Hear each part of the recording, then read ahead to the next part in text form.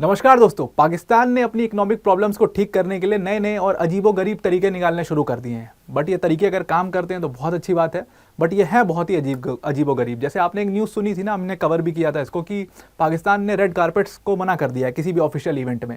जब तक कोई बाहर से डिप्लोमेट नहीं आएगा तो रेड कारपेट नहीं बिछाएंगे। तो उनका रीज़न था कि रेड कारपेट से खर्चा होता है, तमाम चीज़ें होती हैं, उसके मेंटेनेंस का खर्चा होता है, इन्वेंट्री का खर्चा होता है, तो इसलिए रेड कारपेट्स को हमने मना कर दिया है। ये खुद पाकिस्तान के ऑफिशियल ने कहा था। तो ये एक बहुत ही अजीबोगरीब, कितना बचा लोगे आप इससे, तो ये एक बहुत ही अजीबोगरीब तरीका था। तो मतलब अब कोशिश ये है पाकिस्तान की कि किसी तरीके से इकोनॉमिक प्रॉब्लम से बाहर निकला जाए। तो इसीलिए उन्होंने, आपने सबसे पहले देखा होगा कि वो आईएमएफ के पास पहुंचे लोन मांगने। फिर उन्होंने लोन मांगा, आईएमएफ ने अपना थर्ड बेल आउट प्रॉमिस भी कर दिया। उसके बाद उसकी 2 मीटिंग्स भी हो गई, थर्ड मीटिंग बची हुई है। दूसरा, इन्होंने क्या कोशिश करी, इन्होंने वो रेड कारपेट को हटाया।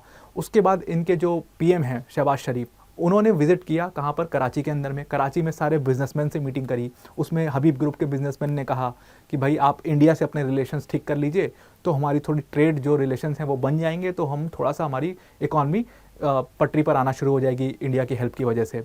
उसके बाद हमने देखा कि किस तरीके से ये लोग अलग अलग प्रोजेक्ट्स के लिए अलग अलग तरीके से ये लोग प्लान बना रहे हैं और उन प्लान को एग्जीक्यूट करना चाह रहे हैं। जैसे सीपीसी को कैसे दोबारा से शुरू करना है, या यूके के साथ कौन सा प्लान करना है, या हमको यूएस को बुलाना है, अपनी कंट्री में इन्वेस्ट करवाना है। बहुत ज़्यादा इनका फोकस ये है कि ये किसी तरीके से कोशिश करके ये यूके और यूएस के फंड्स को लेकर के आए पाकिस्तान में और वहाँ पर प्रोजेक्ट पर काम कर पाएँ। उसके बाद इन्होंने चाइना से इनको फंड्स लेने हैं, ग्रीनफील्ड माइन प्रोजेक्ट पर काम करना है। तो इन सारी चीज़ों को आप देखो कि ये सारी चीज़ें कब हो रही हैं, ये सारी चीज़ें पिछले 3 महीनों के अंदर में हो रही हैं और फटाफट डिसीजन लिए जा रहे हैं। तो पाकिस्तान की कोशिश ये है कि कुछ भी करके, क्योंकि अब फॉरेक्स रिजर्व में ज़्यादा पैसा नहीं होता है, तो सरकारों को बहुत तेज़ी से डिसीजन लेना पड़ता है। तो वही पाकिस्तान की सरकार कर रही है, जो चीज़ उसको आज से 10 साल 5 साल पहले करनी चाहिए थी, वो अब वो कर रहे हैं कि कैसे अपनी इकॉनमी को पूरा पटरी पर लाएं। और जो उन्होंने ऑर्गेनाइजेशन बनाई थी जो कि फॉरेन इन्वेस्टमेंट से डील करती है, उसको अपनी कंट्री में ला करके कैसे उसका प्लान बनाना है, कैसे उसका एग्जीक्यूशन करना है, इस पर काम करती है, जो मैंने आपको कल बताया भी था, SIFC नाम है उसका। उस ऑर्गेनाइजेशन ने कहा कि भाई आप एक काम करो, आप फॉरेन फर्म्स को हायर कर लो, वो फॉरेन फर्म्स हमारी हेल्प करेंगी इस पूरा प्लान बनाने में कि कैसे पाकिस्तान की इकॉनमी को रिवाइव करना है, कैसे फॉरेन इन्वेस्टमेंट को लेकर के आना है। तो ये सारी चीज़ें पाकिस्तान की इकॉनमी में अभी चल रही है, फटाफट वहाँ पर डिसीजन लिए जा रहे हैं। अब इसी में कुछ बहुत ही अजीबोगरीब डिसीजंस आपको मिलेंगे। जैसे रेड कारपेट वाला एक डिसीजन था, ठीक वैसा ही एक और डिसीजन अभी पाकिस्तान ने ले लिया है। अब हुआ क्या है कि पाकिस्तान में जो टैक्स कलेक्ट होते हैं, तो जो टैक्स कलेक्ट करती है जो अथॉरिटी, उसका नाम है Pakistan federal board of revenue, FBR कहते हैं। और फेडरल बोर्ड ऑफ रेवेन्यू ने एक नया नियम निकाला है। इसने कहा है कि जो लोग भी टैक्स, जिन्होंने पे नहीं किया है पिछले साल का इनकम टैक्स, उन लोग के साथ क्या किया जाएगा, तो उनका एक काम करो, आप उन सब के सेलफोन्स के सिम को ब्लॉक कर दो। और इसके लिए इन्होंने ये जो तरीका निकाला है, तो इसमें हुआ कि भाई लोग नया सिम खरीद लेंगे, तो इन्होंने कहा कि नहीं, उनके जो सिम कार्ड्स हैं वो डायरेक्टली लिंक है उनके अकाउंट से, तो उनको कुछ ना कुछ भी करके बैंक तो जाना पड़ेगा, या बैंक को तो अप्रोच करना ही पड़ेगा। और बैंक के पास हमारी कॉम्प्लायंस है कि भाई उनको किसी का भी सिम कार्ड दोबारा से शुरू नहीं करना है जब तक कि गवर्नमेंट की तरफ से कोई डायरेक्शन ना आ जाए। तो ये सिम कार्ड ब्लॉक करने वाला एक अजीबो गरीब तरीका, इट वर्क्स, अगर ये वर्क करता है तो बहुत अच्छी बात है, अदरवाइज तो ये बहुत ही अजीब है ना। मतलब आप सोचो कि आपने टैक्स फाइल नहीं किया और फिर आपका अचानक से सिम कार्ड ब्लॉक हो जाए, तो ये काम सिर्फ पाकिस्तान में ही हो सकता है, और ये मतलब बहुत ही डिफिकल्ट है। पूरा इसके लिए पूरा उन्होंने एक मैकेनिज्म बनाया है। पाकिस्तान की जो फेडरल बोर्ड ऑफ रेवेन्यू है, उन्होंने देखा कि जो उन्होंने एक पूरी लिस्ट बनाई 5 लाख लोगों की, और उस लिस्ट में ये सारी लिस्ट उन लोग की है जिन्होंने अपना इनकम टैक्स रिटर्न्स पिछले साल का भरा ही नहीं है। तो जब इनकम टैक्स नहीं भरा है तो इनकी लिस्ट बनाई गई, और सारी जो टेलीकॉम प्रोवाइडर्स हैं उनको ये लिस्ट भेजी जाएगी और उनको कहा जाएगा इनके सिम कार्ड्स को ब्लॉक कर दो। और पाकिस्तान ने इसमें क्या किया है कि ये जो सिम कार्ड ब्लॉक होंगे ये तब तक रिस्टोर्ड नहीं होंगे जब तक फेडरल ब्यूरो ऑफ रेवेन्यू के पास ये डेटा नहीं आ जाता है कि ये सारे लोगों ने अपना टैक्स भर दिया। और इसके बाद जितने लोगों ने अपना टैक्स भर दिया है, जिनके सेलफोन्स ब्लॉक करवाए गए थे, उनकी फिर से एक लिस्ट तैयार करेगा फेडरल ब्यूरो ऑफ रेवेन्यू। मुझे लगता है कि बहुत ज़्यादा ओवरवर्क है।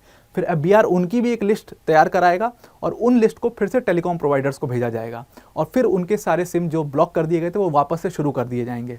और इसके लिए पूरा स्पेशल, मतलब अथॉरिटी से ये पूरा नोटिस निकाला गया है FBR द्वारा, और इसको कहा गया कि जितने भी टेलीकॉम प्रोवाइडर्स हैं उन सबको इस डिसीजन से कॉम्प्लाई करना पड़ेगा।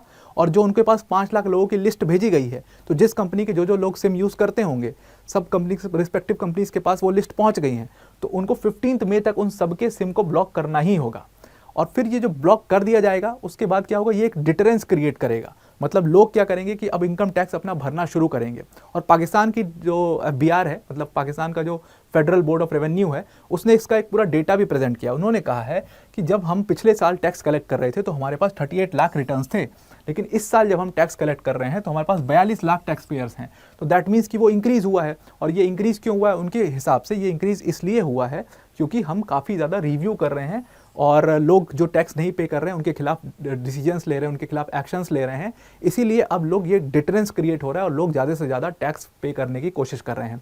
अब जब हमने सिम ब्लॉक किया है तो इसकी वजह से लोग भी आएंगे सामने और वो ज़्यादा से ज़्यादा अपना टैक्स पे करेंगे, इनकम टैक्स पे करेंगे, ताकि उनका सिम ना ब्लॉक हो जाए। तो ऐसी चीज़ें करके, हम ऐसे नियम लगा करके बेसिकली करने की कोशिश क्या कर रहे हैं? हम डिटरेंस करने की कोशिश, डिटरेंस क्रिएट करने की कोशिश कर रहे हैं। और एक बार ये डिटरेंस क्रिएट हो जाता है तो पाकिस्तान के लिए बहुत प्रॉब्लम नहीं होगी।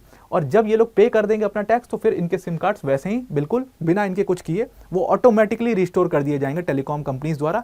जो हम एक लिस्ट तैयार करेंगे, वो लिस्ट हम टेलीकॉम कंपनीज को भेज देंगे, वो वापस से इनको स्टार्ट कर देंगी इनके सिम कार्ड्स को बिना कुछ किए हुए। तो इनको कोई इसमें प्रॉब्लम नहीं होगी। जब तक ये अपना इनकम टैक्स नहीं भरेंगे तब तक इनके लिए प्रॉब्लम है, इनका सिम ब्लॉक रहेगा। लेकिन एक बार इन्होंने इनकम टैक्स फिल कर दिया तो वापस से इनका सिम चालू हो जाएगा। अब आप बताना मुझे कमेंट करके कि ये कितना अजीबोगरीब तरीका है और क्या ये काम करेगा कि नहीं करेगा पाकिस्तान के अंदर में, इसको आप ज़रूर कमेंट करके बताइएगा। अब वीडियो एंड करने से पहले अनअकैडमी टीम की तरफ से एक बहुत बड़ी अनाउंसमेंट है कि अनअकैडमी टीम ने अभी कुछ दिनों पहले, यानी कि पिछले संडे को, अपना UPSC CSC का बिगेस्ट एवर इवेंट किया था जिसका नाम है मंजिल 2024। तो उस इवेंट में हमने अपने UPSC CSC के कोर्स की जो फीस थी, जो कि 75,000 थी, उसमें बिगेस्ट एवर ड्रॉप किया है अनअकैडमी ने अपनी पिछली हिस्ट्री में। और उस फीस को हमने 24,999 कर दिया है।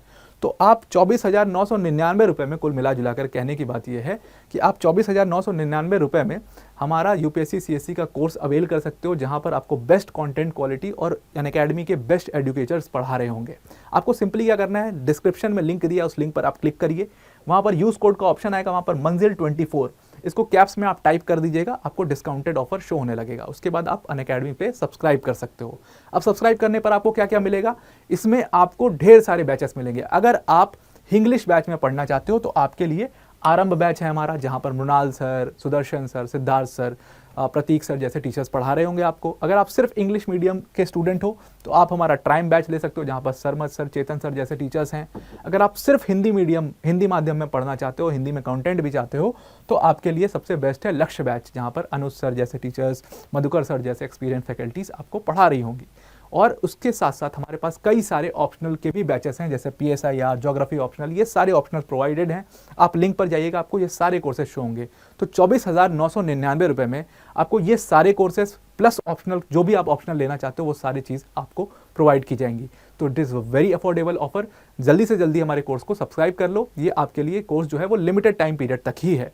तो आई होप आपको ये पूरा आर्टिकल समझ में आ गया होगा। पाकिस्तान का अजीबोगरीब तरीका अपने इकोनॉमिक रिफॉर्म्स करने का आपको समझ में आ गया होगा। आज के लिए इतना ही। Thank you and have a nice day.